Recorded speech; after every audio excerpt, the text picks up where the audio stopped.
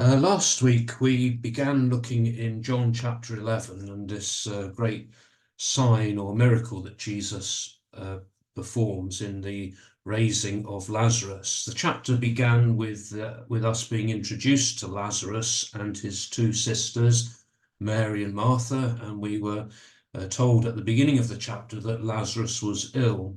And so the sisters sent a message to Jesus informing him of Lazarus's illness. And Jesus' response to that was to say that this illness is not unto death. It is for the glory of God, so that the Son of God may be glorified by means of it. And then Jesus remained 2 days in the place where he was before planning to go back to Judea, to Bethany, where Lazarus and his family were living. But the disciples warned Jesus that it would be dangerous for him to go back to Judea because recently the Jews there had been trying to look for the opportunity to stone Jesus.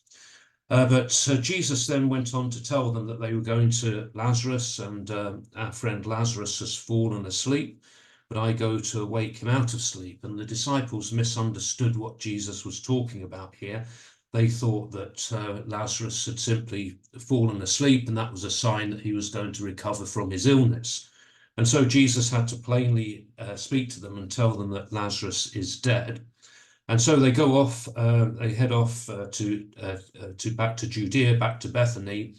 And on arriving there, we were informed that Lazarus had already been in the tomb for 4 days. Bethany was located near to the city of Jerusalem, just a couple of miles away. And many of the Jews had come to Martha and Mary to console them at that time concerning Lazarus. When Martha heard that Jesus was coming, she went out to meet him. And then her first words recorded to Jesus are, "Lord, if you had been here, my brother would not have died. And even now I know that whatever you ask from God, God will give you." And Jesus reassured her, telling her that your brother will rise again. And Martha seemed to understand that to mean that he would rise again in the resurrection at the last day. And then that led to Jesus making that wonderful statement, that wonderful claim that he made, "I am the resurrection and the life. He who believes in me, though he die, yet shall he live. And whoever lives and believes in me shall never die." And then he asked Martha, "Do you believe this?" And Martha makes that confession of her faith. "Yes, Lord, I believe that you are the Christ, the Son of God, he who is coming into the world." That was where we left the story last Wednesday evening. So we're going to move on here and pick up here in John chapter 11 at verse 28, and we'll read down to verse 37. When she had said this, she went and called her sister Mary, saying quietly, "The teacher is here and is calling for you." And when she heard it, she rose quickly and went to him. Now Jesus had not yet come to the village, but was still in the place where Martha had met him. When the Jews who were with her in the house consoling her saw Mary rise quickly and go out, they followed her, supposing that she was going to the tomb to weep there. Then Mary, when she came where Jesus was and saw him, fell at his feet, saying to him, "Lord, if you had been here, my brother would not have died." When Jesus saw her weeping, and the Jews who came with her also weeping, he was deeply moved in spirit and troubled, and he said, "Where have you laid him?" They said to him, "Lord, come and see." Jesus wept. So the Jews said, "See how he loved him." But some of them said, "Could not he who opened the eyes of the blind man have kept this man from dying?" So Martha, after she'd made that confession of her faith in verse 27, then went to call her sister Mary. And she did this unobtrusively, speaking quietly to Mary, saying, "The teacher is here and is calling for you." So Jesus had specifically requested to see Mary. Martha may have called Mary quietly so that she could have time in private with Jesus. Martha uses the title "the teacher" here when she's referring to Jesus. The teacher is here and is calling for you, an indication that she and Mary considered themselves to be disciples of Jesus. And Mary responded quickly to Martha's words. When she heard that Jesus was calling for her, we're told that she rose quickly and went to him. Jesus had not yet entered the village of Bethany. In verse 20, Martha had met him outside of the village, and Jesus had remained outside of the village, waiting for Mary to come. The Jews who had been with Mary in the house, consoling her, saw her leave quickly, and they followed her. John tells us that they presumed that she was now going to the tomb to weep at the tomb. When Mary came to the place where Jesus was waiting, she fell at his feet in an act of homage. And the first words she says to him are the same as those spoken by Martha when she first met Jesus in verse 21. Lord, if you had been here, my brother would not have died. As with Martha, it's an expression of her conviction that Jesus could have healed Lazarus from this sickness if only he had been there. And so it would seem that it's too late now, that if only Jesus had been there to heal him, then death could have been prevented.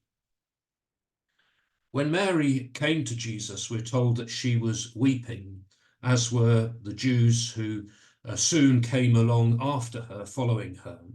The word that's used for weeping here is a word that denotes a loud wailing.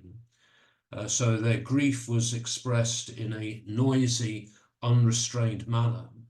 Sometimes we see that perhaps in news reports from the Middle East, even today, where a death has occurred, where there is loud wailing over death, and this is what's happening here. So it must have been quite a disturbing scene. We're then told of Jesus' emotional reaction to this. We're told, John says, that he was deeply moved in spirit and troubled. Deeply moved is the term used in the Revised Standard Version and the New International Version. The Authorized Version uses the word groaned, that he groaned. And the word that's used in the original text is a word that is used for the snorting noise that is made by a horse. And here it really describes the emotional reaction of Jesus to this situation.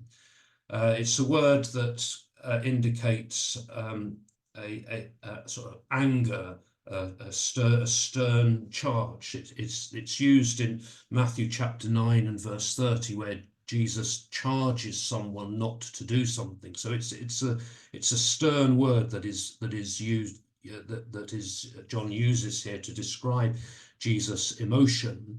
And then John adds that further by telling us that he was troubled. And this word is a word that indicates that he was agitated. So there's a mixture of emotions here of anger and agitation. This is the intensity of Jesus' feelings at this moment. The reaction shows the sympathy that Jesus felt towards Mary and the others who are there weeping, that he felt this anguish over their condition, this agitation over this death. Jesus then asked where they have laid him, where Lazarus has been laid, and he was taken then to see the tomb. Verse 35 is the shortest verse in the Bible, at least in the English translation, simply says Jesus wept. And a different word is used here for Jesus weeping to the word that was used of Mary and the Jews. Theirs, as we said, was a loud wailing, but his is more of a silent shedding of tears. And it is suggested by some commentators that the word means to burst into tears.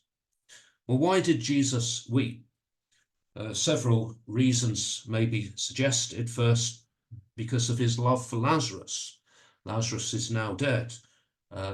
Jesus had loved Lazarus, and so that his weeping may be seen as a natural reaction to the death of a friend.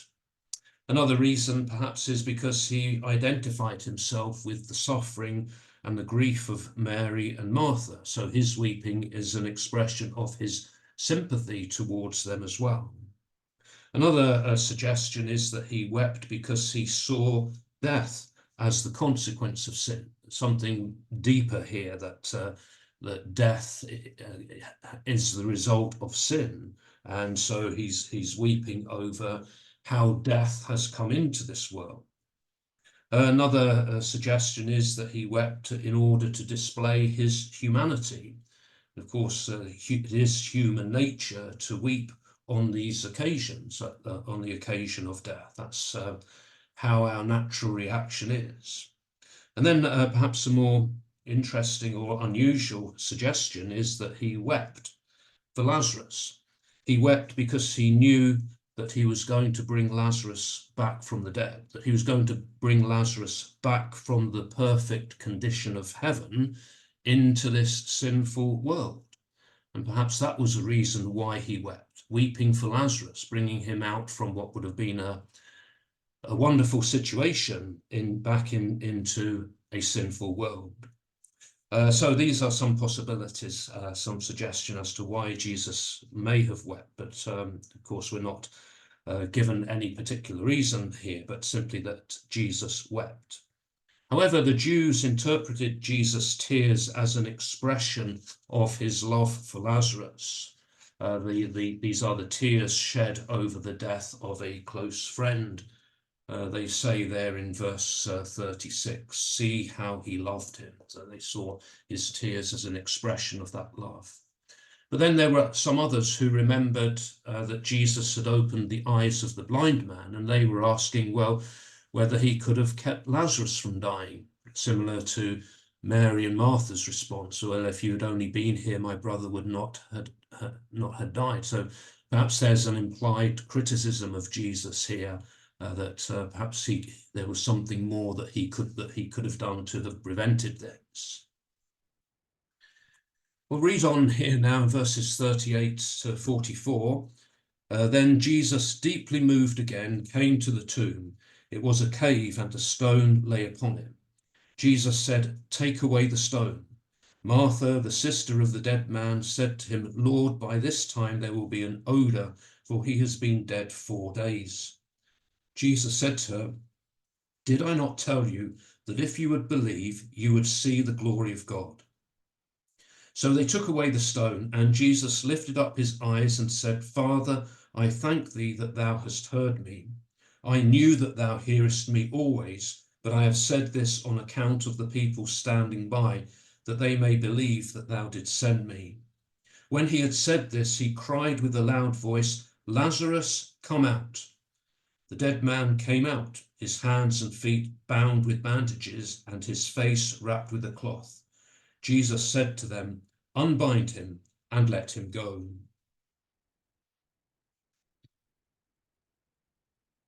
So at the tomb, Jesus was again deeply moved, that same expression used from earlier. The tomb itself is described as a cave with a stone across the entrance.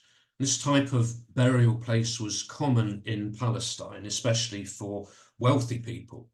And the tomb in which Jesus himself would be buried, which was Joseph of Arimathea's own tomb, was of a similar type, as we're given the description in Matthew chapter 27 and verse 60, which says that Joseph took the body and wrapped it in a clean linen shroud and laid it in his own new tomb, which he had hewn in the rock. And he rolled a great stone to the door of the tomb and departed. In Joseph's case, his tomb had been hewn in the rock, so cut out of the rock. Here, Lazarus's tomb is described as a cave, so perhaps it was a natural cave which was being used as a tomb. But in both cases, stone was rolled against the entrance to these tombs. Jesus then asked for the stone to be taken away from the entry to the tomb. Martha, described here as the sister of the dead man, objected to this, saying, Lord, by this time there will be an odor, for he has been dead 4 days. So the body will already be decomposing, and if they open the tomb, this bad smell will come out, and unpleasant smell. So Martha's words here emphasize the reality of Lazarus' death. He's been in the tomb 4 days. His body will be decomposing, so there can be no doubt that he really is dead. But Jesus rejects her protest, and he reminds Martha of some words that he had spoken to her earlier, although we have no record of those words in the text here. But Jesus must have spoken these to her in his earlier meeting. Did I not tell you that if you would believe, you would see the glory of God? And this is really a summary of all that Jesus has said so far concerning the death of Lazarus. Back in verse 4, he had said that this illness is not unto death, it is for the glory of God, so that the Son of God may be glorified by means of it. In verse 23, he had said to Martha there, your brother will rise again. In verse 25 and 26, he had made that claim, I am the resurrection and the life. He who believes in me, though he die, yet shall he live, and whoever lives and believes in me shall never die. So those who believe then will see the glory of God in what Jesus is about to do. All who are present will see the miracle, they'll see the sign, but it's only those who believe who will see this as a demonstration of God's glory. So the stone is now removed from the tomb, and then we're told that Jesus lifted up his eyes, the lifting up of the eyes in an attitude of prayer or supplication to God, and he addresses God as Father, his Father. He expresses his thanks that his Father has heard him and his confidence that God always hears him. And Jesus is saying this for the sake of those who are standing nearby.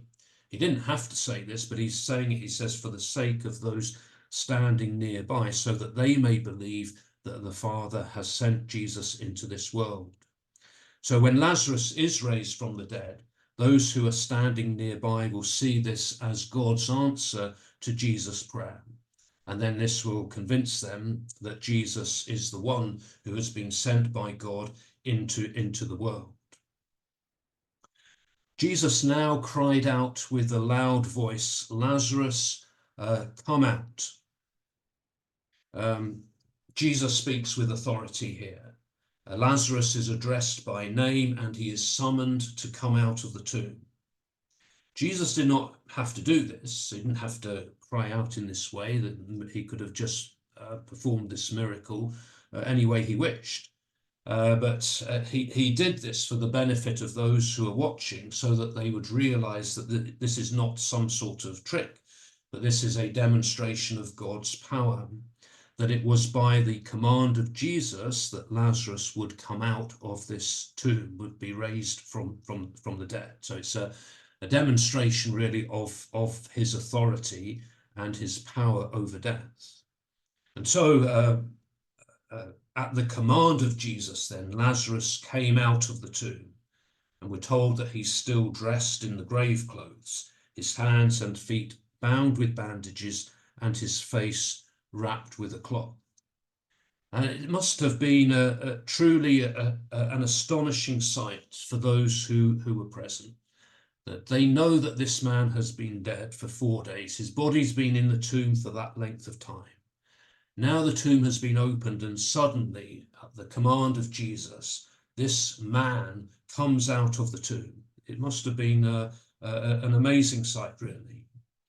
And now Jesus commands them to unbind Lazarus, to release him from the grave clothes, and to let him go. So the moment of the miracle itself is recorded very briefly. We're not really given much detail of it at all, simply that Jesus gave the command and Lazarus came out of the tomb. But the build-up and the setting of the scene and the events leading up to this have been recorded here in great detail. And what we see here is really a conflict between Jesus and death. And we see Jesus as the one who is victorious over death, that he is, as he claimed, the resurrection and the life, that he is able to issue that command, and this dead man comes out of the tomb now alive. Well, we read on now to see the reactions and the consequences to this event in verses 45 to 54. Many of the Jews, therefore, who had come with Mary and had seen what he did, believed in him, but some of them went to the Pharisees and told them what Jesus had done. So the chief priests and the Pharisees gathered the council and said, "What are we to do? For this man performs many signs. If we let him go on thus, everyone will believe in him, and the Romans will come and destroy both our holy place and our nation." But one of them, Caiaphas, who was high priest that year, said to them, "You know nothing at all. You do not understand that it is expedient for you that one man should die for the people, and that the whole nation should not perish." He did not say this of his own accord, but being high priest that year, he prophesied that Jesus should die for the nation, and not for the nation only, but to gather into one the children of God who are scattered abroad. So from that day on, they took counsel how to put him to death. Jesus, therefore, no longer went about openly among the Jews, but went from there to the country near the wilderness, to a town called Ephraim, and there he stayed with the disciples. The first reaction to this great miracle then is one of belief. We're told that many of the Jews, therefore, who had come with Mary and had seen what he did, believed in him. So the ones who believed here are identified as the Jews who had come with Mary. These were the ones who had followed Mary when she left the house, when Mary had come, Martha had come and called Mary to come to Jesus. And John says here that there were many of them. So many of them believed. And their belief was based upon what they had seen, what they had witnessed with their own eyes. They saw what Jesus had done. They saw this sign, and now they believed in him. But as always, Jesus produces a division amongst the people.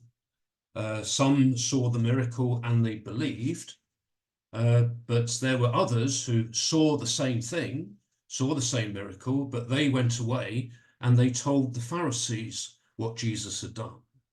John doesn't tell us what their motive was in doing this, in going to report this to the Pharisees, but they certainly must have known that the Pharisees were opposed to Jesus, and that by informing on what Jesus had done would only intensify the hatred that they felt towards Jesus.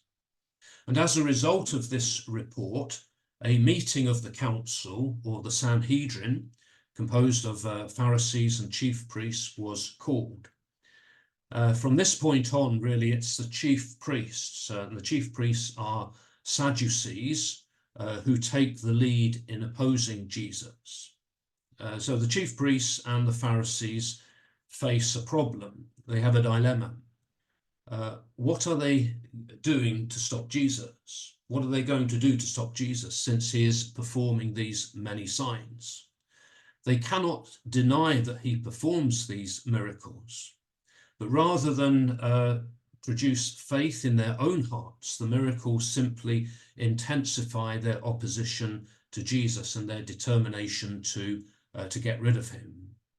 So their hearts are so hardened against him that no matter how much evidence is produced, they will still never believe in him. And yet the event at Bethany, the raising of Lazarus, has now forced them into a position of having to do something against Jesus, that they see that things are getting out of hand now.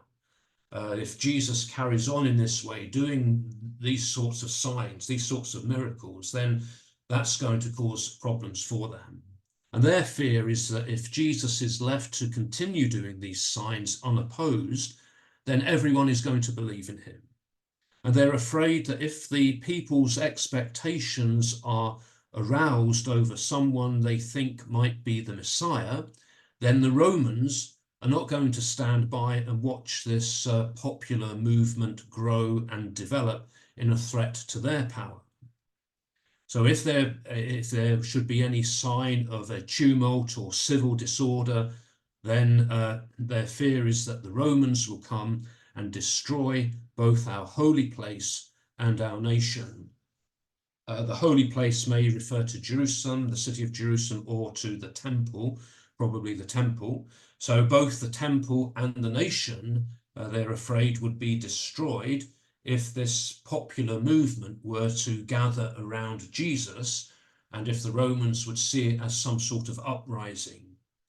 So the way that they're looking at it is that Jesus is endangering the security of the nation and the very existence of the nation, that the Romans are bound to react to this. Well, John now notes the reaction or the response of one man in particular, and that's Caiaphas. And Caiaphas is the current high priest. Caiaphas was high priest from 18 AD to 36 AD, so 18 years.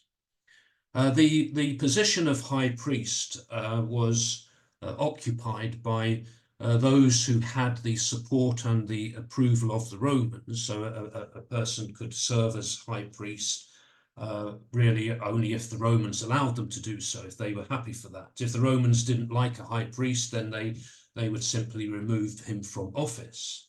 And Caiaphas had been appointed by the Roman governor named Valerius Gratus, who was Pilate's predecessor in 18 AD, and he was later deposed by Vitellius, who was Pilate's successor in 36 AD.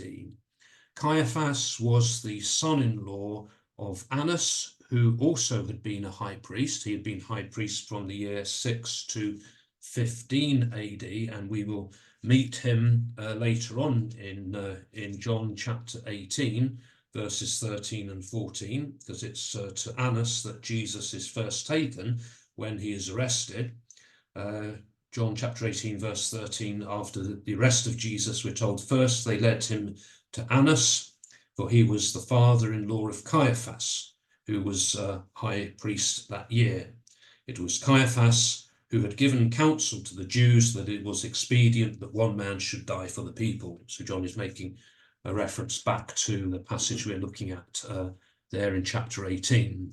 But Caiaphas shows his contempt for his fellow council members when he says, begins by saying, "You know nothing at all." So he treats them as being ignorant people. He rebukes them because they cannot see what he can see.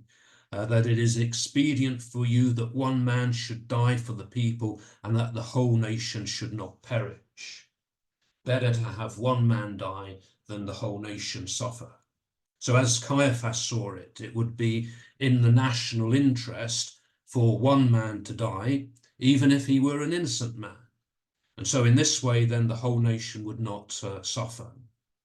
In particular, he really meant that they, the ruling class, would not suffer.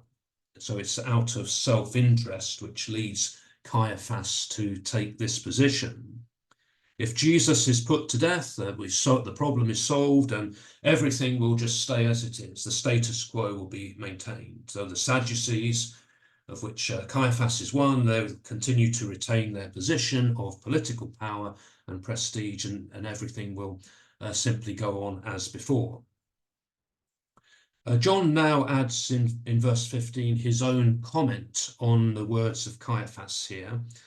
He sees Caiaphas's words as a prophecy. He says in verse 51 here, he did not say this of his own accord, but being high priest that year, he prophesied that Jesus should die for the nation. Caiaphas was high priest, and because of his office, John sees God as speaking through him. So Caiaphas meant one thing when he said what he said, but the words themselves had a different meaning, had a deeper meaning, that they could be used by God as a prophecy of the purpose of Jesus' death, that one man would die for the people. Not to save the nation from destruction by the Romans, as Caiaphas was talking about, but rather one man would die for the nation in order to bring salvation from sins. So Jesus' death would be substitutionary, that he would die in the place of others so that others might not have to die, and in that he would provide salvation.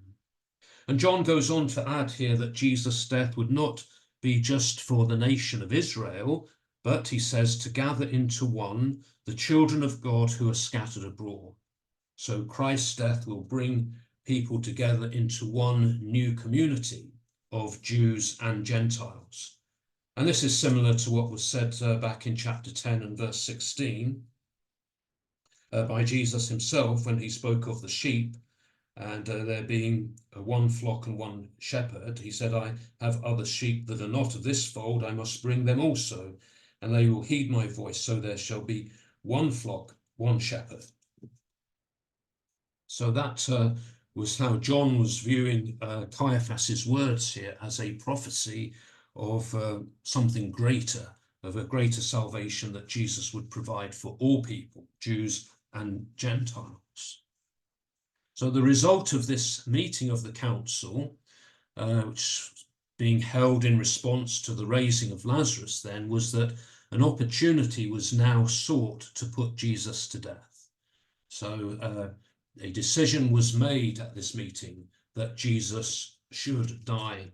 So in verse 53 says, so from that day on they took counsel how to put him to death. So Jesus has a death warrant on his head now.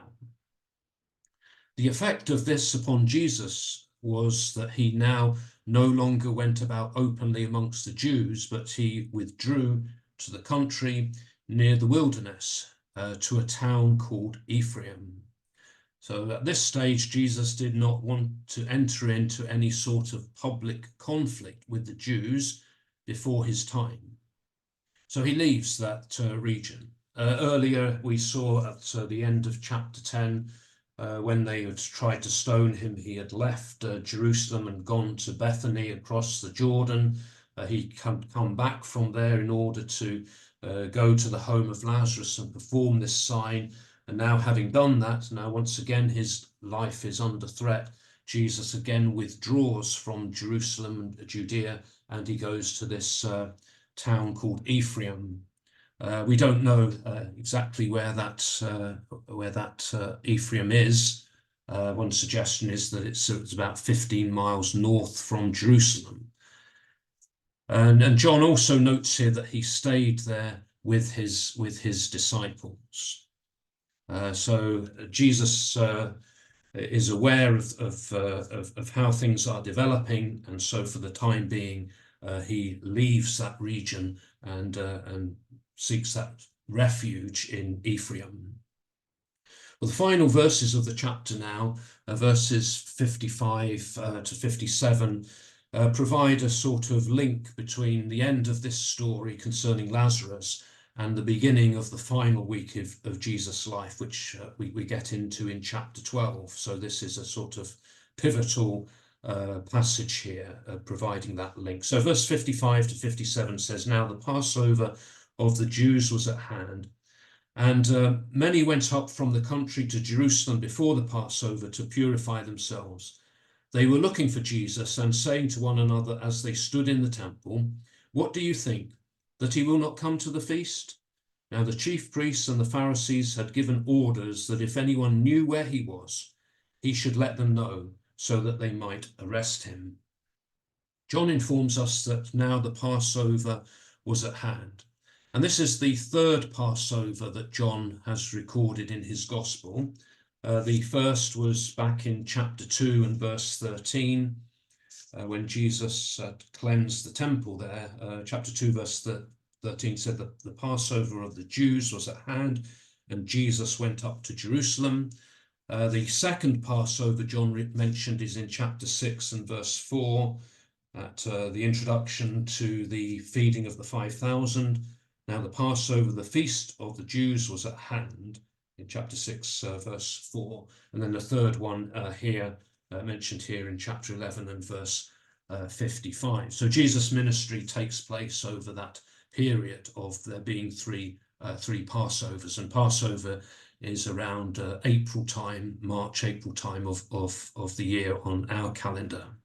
So many people, John tells us, went from the country to Jerusalem in order to purify themselves before the Passover.